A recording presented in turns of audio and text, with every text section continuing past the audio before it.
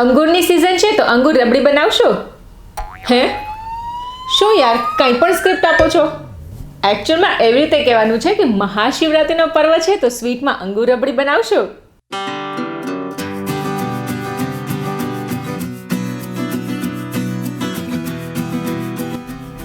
Hello friends, welcome to our channel फुरसत में कुछ पल जिंदगी के। फ्रेंड्स, आज હું આપની સાથે શેર કરીશ નાના મોટા બધા જ ને ભાવે તેવી અંગૂર રબડીની રેસીપીને। અને આજે આ અંગૂર રબડીને આપણે ફરાળમાં ખાઈ શકાય તેવી રીતે બનાવશું। તો વિધાઉટ વેસ્ટિંગ એની ટાઈમ ચાલો ફટાફટથી જોઈ લે ઇન્ટરેસ્ટિંગ સ્વીટની રેસીપીને। પરંતુ એ પહેલાં જો તમે હજુ સુધી અમારી ચેનલને સબસ્ક્રાઇબ ના કરી હોય તો તેને સબસ્ક્રાઇબ કરી લેજો અને બેલ આઇકનને પ્રેસ કરીને તેમાં ઓલ બટન સિલેક્ટ કરી લેજો, જેથી કરીને આવી જ નવી વાનગીઓના અપડેટ્સ તમને સૌથી પહેલાં મળી રહે।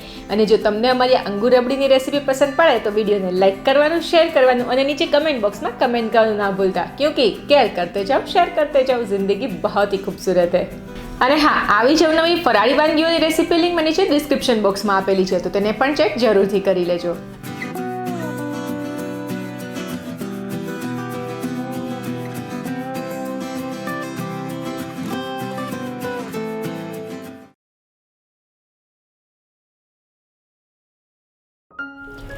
અંગૂર રબડી બનાવવા માટે સૌથી પહેલાં તો આપણે અંગૂર બનાવી લઈએ, એટલે કે નાના નાના રસગુલ્લા બનાવી લઈએ। જેના માટે મેં અહીંયા અડધો લીટર ફૂલ ફેટ દૂધ લીધું છે, અને તમે ફૂલ ફેટ દૂધને બદલે ગાયનું દૂધ પણ લઈ શકો છો, પણ બસ તેમાંથી મલાઈ છે તેને નીકાળી નથી દેવાની। અને હવે ગેસની હાઈ ફ્લેમ ઉપર આ દૂધમાં આપણે એક બોઇલ લઈ લેશું। આપ જોઈ શકો છો દૂધમાં સરસ બોઇલ આવી ગયો છે, તો હવે ગેસની ફ્લેમને આપણે બંધ કરી દઈશું અને આ દૂધને સાઈડ પર લઈ તેને આપણે થોડું ઠંડુ કરી દઈશું। અને ઠંડુ કરવા માટે આ રીતે તેને આપણે ચમચાથી કન્ટિન્યુઅસલી 1 થી 2 મિનિટ માટે હલાવતા રહેશું, જેથી કરીને તેના પર મલાઈ ન જામી જાય। અને આ રીતે દૂધને થોડું ઠંડુ કરી અને પછી પનીર બનાવવાને કારણે પનીર જે છે એકદમ જ સરસ સોફ્ટ બને છે। એટલે દૂધને આપણે વધારે ઠંડુ નથી કરવાનું, બસ ખાલી 1 થી 2 મિનિટ પૂરતું ઠંડુ કરી દેવાનું છે। અને 2 મિનિટ દૂધને ઠંડુ કર્યા બાદ આપણે તેમાંથી પનીર બનાવી લઈએ। જેના માટે મેં અહીંયા 3 ટેબલસ્પૂન લીંબુનો રસ લીધો છે, જેને મેં ગાળી લીધો છે, જેથી કરીને લીંબુના રેસા ના આવે। અને ત્યારબાદ તેમાં 3 ટેબલસ્પૂન પાણી એડ કરી દઈશું અને તેને મિક્સ કરી દઈશું। ને અહીંયા લીંબુના રસને બદલે તમે વિનેગરનો પણ યુઝ કરી શકો છો। અને હવે આ લીંબુના રસને થોડો થોડો આપણે દૂધમાં એડ કરતા જશું અને મિક્સ કરતા જશું।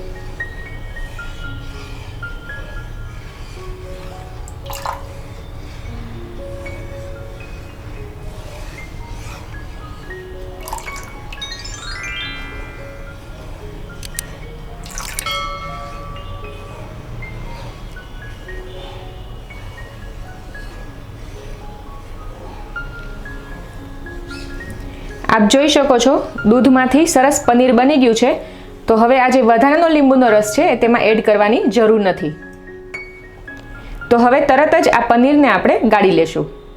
જેના માટે મેં એક બાઉલ ઉપર આ રીતની એક ગળણી રાખી લીધી છે, અને ત્યારબાદ તેમાં આ રીતનું આપણે કોઈ પણ એક સફેદ મલમલનું કપડું રાખી દઈશું અને તેમાં આપણે પનીરને ગાળી લેશું। અને ત્યારબાદ તરત જ તેને બીજા કોઈ એક ઊંડા વાસણમાં લઈ લેશું અને ત્યારબાદ તેને સરસ રીતે ઠંડા પાણીથી ધોઈ લેશું, જેથી કરીને પનીરમાં જો લીંબુની ખટાશ રહી ગઈ હોય તો નીકળી જાય અને પનીર છે એ ફટાફટથી ઠંડુ થઈ જાય। અને ત્યારબાદ આ કપડાની બધી જ એજીસને આપણે ભેગી કરી દઈશું અને ત્યારબાદ આ રીતે હાથેથી દબાવીને તેમાંથી બધું જ વધારાનું પાણી છે તે નીકાળી દેશું। અને ત્યારબાદ આ પોટલીને આપણે કપડાના એક છેડાથી આ રીતે બાંધી દેશું અને તેને હેંગ કરીને 30 થી 40 મિનિટ માટે રાખી દેશું। અને ફ્રેન્ડ્સ, પનીરમાંથી આ જે પાણી નીકળ્યું છે તેમાં ઘણા બધા મિનરલ્સ એન્ડ વિટામિન્સ હોય છે, એટલે જો તેને તમારે ફેંકી ના દેવું હોય તો તેનાથી તમે લોટ બાંધી શકો છો, દાળ બનાવી શકો છો અથવા તો કઢી પણ બનાવી શકો છો। 30 મિનિટ બાદ પનીર સરસ ડ્રાય થઈ ગયું હશે, તો હવે આપણે તેને એક પ્લેટમાં લઈ લઈએ।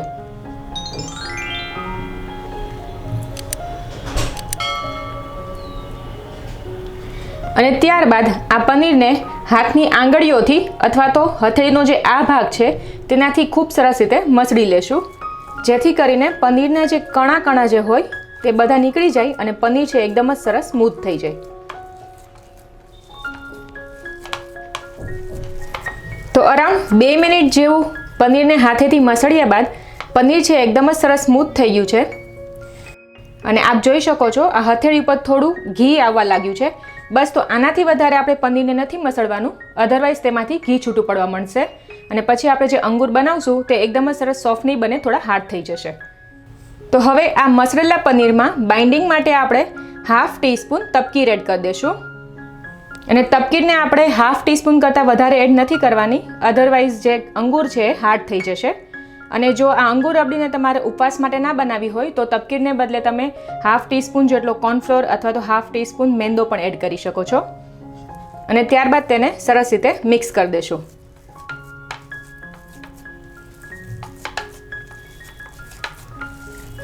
અને હવે આપણે એકદમ નાની નાની સાઇઝની અંગૂર બનાવી લઈએ, જેના માટે આ પનીરમાંથી આપણે થોડો પોર્શન લઈ લેશું અને તેને આ રીતે થોડું ફ્લેટ કરી તેમાં બસ આ રીતના 3 થી 4 દાણા ખાંડના એડ કરી દેશું અને તેને પેક કરી દેશું, જેથી કરીને આ અંગૂર જે છે એ અંદરથી પણ એકદમ સરસ જાળીવાળા બને છે. અને ત્યારબાદ સરસ રીતે રોલ કરી દેશું. અને આ બોલ્સ છે એને આપણે એકદમ જ ક્રેક વગરના બનાવવાના છે, તેના સરફેસ પર ક્રેક ના હોવી જોઈએ. તો આ રીતે આપણે બધી જ અંગૂરને પ્રિપેર કરી લેશું.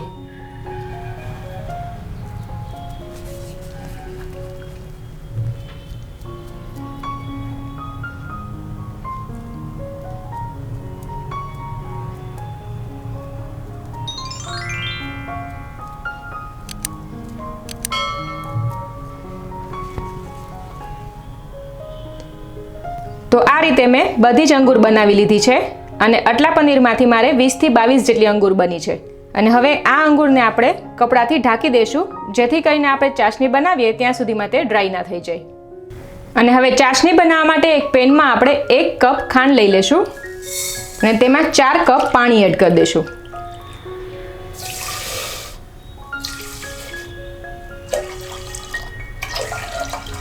અને ત્યારબાદ ગેસની હાઈ ફ્લેમ પર આ રીતે ખાંડને હલાવતા જઈને તેને સરસ રીતે મેલ્ટ કરી લેશું અને આ ચાસણીમાં આપણે એક સરસ બોઇલ લઈ લેશું. આપ જોઈ શકો છો ચાસણી સરસ બોઇલ થવા લાગી છે. તો હવે આપણે તેમાં પ્રિપેર કરેલા અંગૂરને એક એક કરીને એડ કરી દઈશું.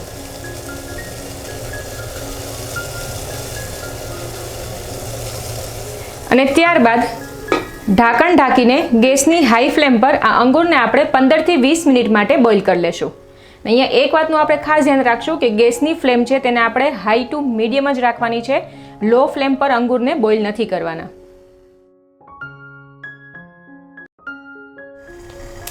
વીસ મિનિટ બાદ આપ જોઈ શકો છો બધા જ અંગૂર સરસ ફૂલાઈ ગયા છે અને સરસ બોઇલ થઈ ગયા છે. તો હવે ગેસની ફ્લેમને આપણે બંધ કરી દઈશું અને ત્યારબાદ તેમાં અરાઉન્ડ 1 થી 2 કપ જેટલું બરફનું ઠંડુ પાણી એડ કરી દઈશું, જેના કારણે આ અંગૂર છે એ આ રીતના સરસ ફૂલાયેલા જ રહે, બેસી ના જાય. અને ત્યારબાદ ફરીથી આપણે ઢાંકણ ઢાંકી દઈશું અને હવે આપણે રબડી બનાવી લઈએ, જેના માટે એક નોનસ્ટિક કઢાઈમાં અથવા તો કોઈ પણ જાડા તળિયાવાળા વાસણમાં આપણે 1 લીટર ફૂલ ફેટ દૂધ લઈ લેશું અને ત્યારબાદ આ રીતે વચ્ચે વચ્ચે હલાવતા જઈને ગેસની હાઈ ફ્લેમ ઉપર આ દૂધમાં આપણે એક બોઇલ લઈ લેશું.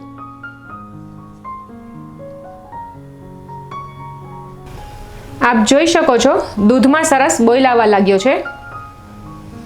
તો હવે ગેસની ફ્લેમને આપણે લો કરી દઈશું અને ત્યારબાદ આ રીતે વચ્ચે વચ્ચે હલાવતા જઈને ગેસની લો ફ્લેમ પર જ આ દૂધને હજુ આપણે ઉકળવા દેશું.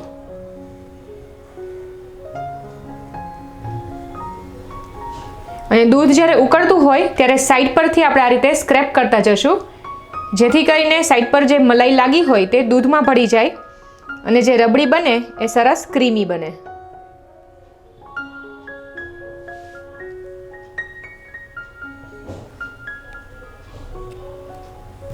અને આ દૂધ ઉકળે ત્યાં સુધીમાં આપણે દૂધમાં એડ કરવા માટેની એક પેસ્ટ પ્રિપેર કરી લઈએ, જેના માટે મેં અહીંયા 4 ટેબલસ્પૂન મિલ્ક પાવડર લીધો છે.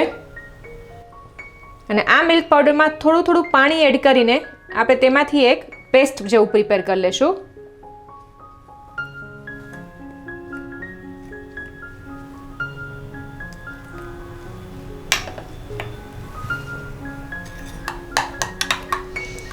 તો આ રીતની મેં એકદમ સ્મૂથ પેસ્ટ પ્રિપેર કરી લીધી છે.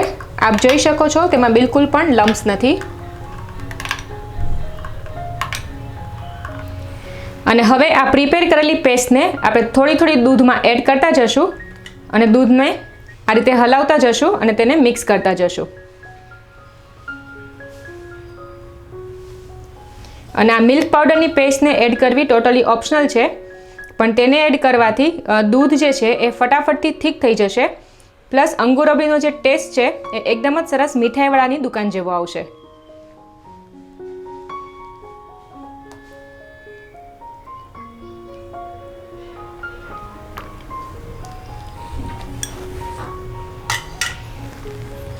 તો હજુ આ દૂધને આપણે 3 થી 4 મિનિટ માટે ગેસની લો ફ્લેમ પર જ બોઇલ કરી લેશું. અને મેં જેમ પહેલાં કીધું એમ વચ્ચે હલાવતા રહેશું, જેથી કરીને દૂધ છે નીચે બેસી ના જાય. અને સાઈડથી આ જે મલાઈ છે તેને સ્ક્રેપ કરીને દૂધમાં એડ કરતા જશું.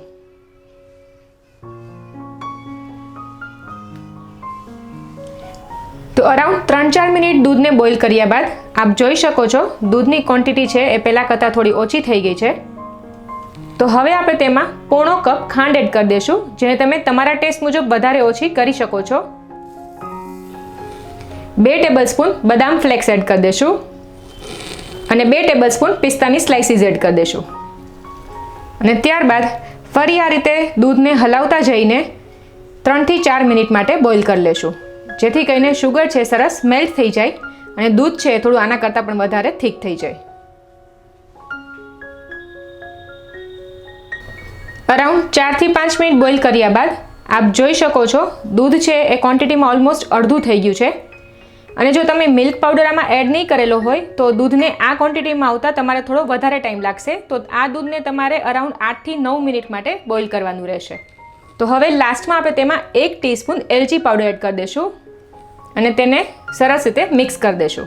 અને બસ આનાથી વધારે આપણે દૂધને બોઇલ નથી કરવાનું, કેમ કે રબડી ઠંડી થશે ત્યારે તે થોડી થીક થઈ જશે. તો હવે ગેસની ફ્લેમને આપણે બંધ કરી દઈશું અને હવે આ રબડીને આપણે રૂમ ટેમ્પરેચર પર ઠંડી થવા દઈશું. પણ એક વાતનું ધ્યાન રાખશું કે વચ્ચે આપણે તેને આ રીતે હલાવી લેશું, જેથી કરીને તેના ઉપર મલાઈનું જાડું લેયર ના બની જાય. અને આ રબડી જ્યારે થોડી ઠંડી થાય ત્યારબાદ આપણે તેમાં પ્રિપેર કરેલા અંગૂર એડ કરી દઈશું. પણ એ પહેલાં હું તમને અંગૂરને બતાવી દઉં કે તે કેટલા સરસ સોફ્ટ અને જ્યુસી બન્યા છે.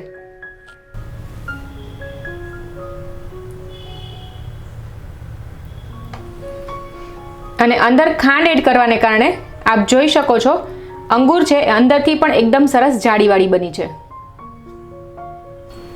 અને હવે આ અંગૂરને આપણે રબડીમાં એડ કરી દઈશું. અને ત્યારબાદ આ રબડીને આપણે રેફ્રિજરેટરમાં 1 કલાક માટે ઠંડી થવા માટે રાખી દઈશું, જેથી કરીને અંગૂર છે એમાં પણ સરસ રબડીનો ટેસ્ટ આવી જાય. 1 કલાક રેફ્રિજરેટરમાં ઠંડુ કર્યા બાદ આપ જોઈ શકો છો અંગૂર સરસ સેટ થઈ ગયા છે અને રબડી પણ ઠીક થઈ ગઈ છે. તો હવે આ અંગૂર રબડીને આપણે ઠંડી સર્વ કરીશું. તો ફ્રેન્ડ્સ, તૈયાર છે અંગૂર રબડી. તો આ અંગૂર રબડીની રેસીપીને તમે જરૂરથી ટ્રાય કરજો અને તમને તેનો ટેસ્ટ કેવો લાગ્યો તે કમેન્ટ બોક્સમાં કમેન્ટ કરીને અમને જરૂરથી જણાવજો. હું મયુરી સોઢા અહીં સાઇન ઓફ કરીશ. ફરી આપને મળીશ એક નવા એપિસોડમાં એક નવી વાનગી સાથે. ટિલ ધેન કેર કરતે જાઓ, શેર કરતે જાઓ, ક્યોંકि જિંદગી ખૂબસૂરત હૈ.